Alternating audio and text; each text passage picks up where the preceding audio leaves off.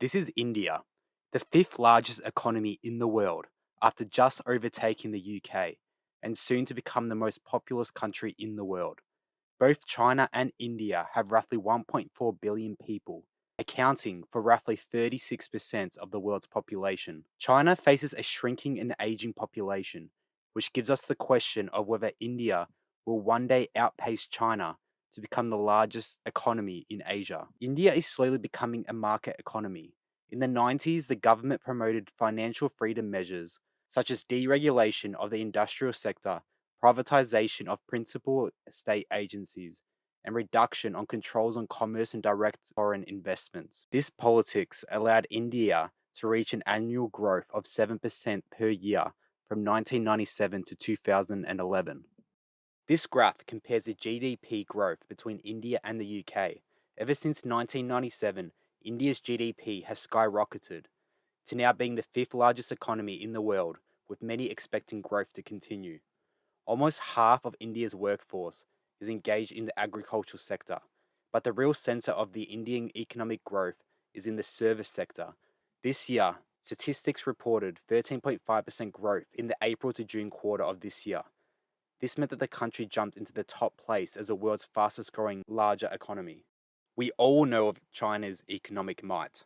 Since opening up to foreign trade and investment and implementing free market reforms in 1979, China has grown significantly, being one of the fastest growing economies, with GDP growth averaging 9.5% through 2018, a pace the World Bank referred to as the fastest sustained expansion by a major economy in history.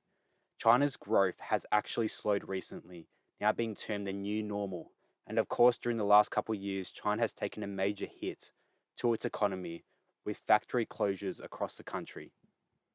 The IMF recently projected a fairly robust growth of 8.2% for India in 2022, making it the fastest growing major economy in the world, almost twice faster than China's 4.4%.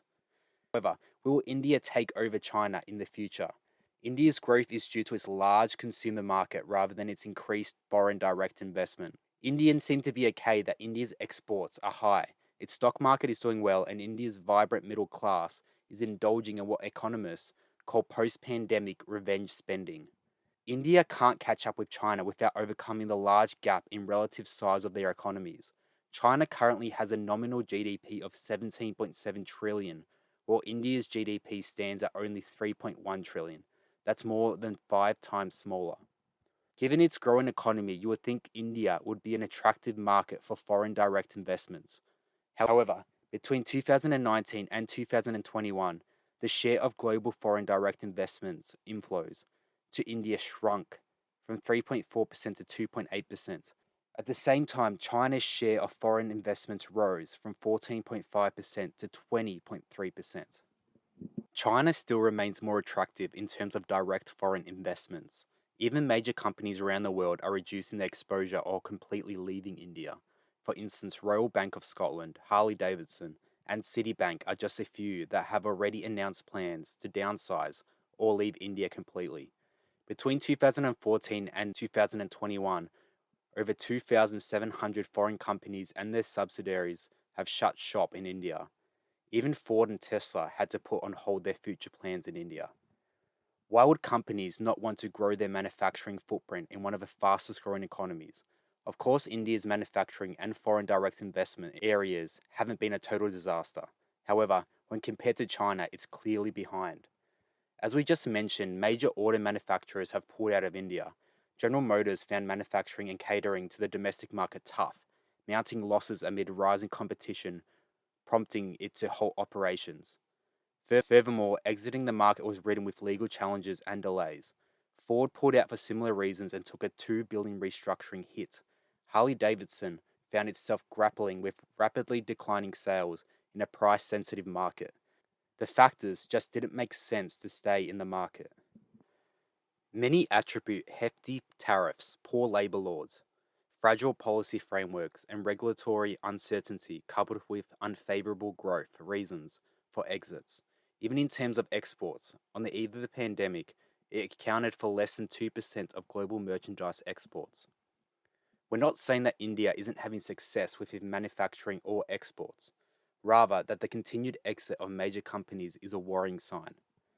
China's rapid emergence as an economic power could not have happened if it had not clearly taken advantage of all the opportunities provided by the US. For example, in big markets, science, technology, university education for China's youth, and US consumerism, just to name a few. Clearly, China took advantage of a future adversary to enhance its social and economic transformation of its society. Today, India could take advantage of economic opportunities provided by China, such as, for example, the Belt Road Initiative. Right now, however, joining the Belt Road Initiative is an unthinkable option in India. Even though India has been one of the fastest growing economies this year, the rosy headline figures do not reflect the reality for hundreds of millions of Indians. The growth is still not trickling down into the job market. For the waves of educated young people who enter the labour force each year, a large number of Indians eke out a living in the informal sector, and they have been battered in recent months by high inflation, especially in food prices. Oxfam stated that the pandemic has magnified the divide, throwing tens of millions of Indians into extreme poverty, while the number of Indian billionaires have surged. This is very similar in China, as unemployment among the youth is hitting record highs. The difference being India having a much younger population compared to China. If India cannot make the most of such scenario, then this will stagnate potential growth. It was previously projected that India would become the second largest economy in the world by 2048. However, recently, the Deputy Governor of the Reserve Bank of India stated that if India achieves a growth rate of 11% in the next decade, they will achieve that goal by 2031. Even if it does not sustain this pace and slows to 4 to 5%, it will become the largest economy in the world by 2060, overtaking China. Of course, achieving GDP growth would elevate your status in the world in terms of economic power. However, also the world economy is much larger than it was before, making GDP growth in a singular country not as significant. A sustained growth of 9% would vastly improve the lives of Indians and bring many people out of poverty. This would increase both political and economic power in global politics. However, it doesn't mean the whole world will all of a sudden revolve around India as we do China these days. Also, more importantly, global economic conditions may be considerably less welcoming than those that enabled China's rise. From 1995 to 2008, the value of world trade rose from 17% of global GDP to 25%. The share of goods exports participating in global value chains rose from about 44% of world exports to 52%. China was at the forefront of both trends. It was the most dominant trading country since the Imperial Britain. This catapulted China's position to the forefront of global politics. That may not be the case if a movement were to happen again. Even if India manages a growth rate of closer to 6%, it would still be significant at the global level. It would make India the world's third largest economy by the mid 2030s, at which point it would contribute more to global GDP each year than Britain, Germany, and Japan combined. This video is not to take aim at India's deficiencies in its economic policies. It's performed very well in the last couple of years in the face of difficult conditions. Even now, India is ranked the third largest economy in the world in terms of purchasing power parity, with a share of 7% global GDP. India is really benefiting from a large, well-educated English-speaking middle class.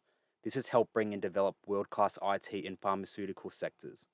It has a strong consumer demand than China, which accounts for about 55% of the economy compared to less than 49% in China. There's no doubt that India is laying the foundation to become a major economic superpower if it isn't already. However, when compared to China, there's no direct threat that the country will become a larger economy at this moment.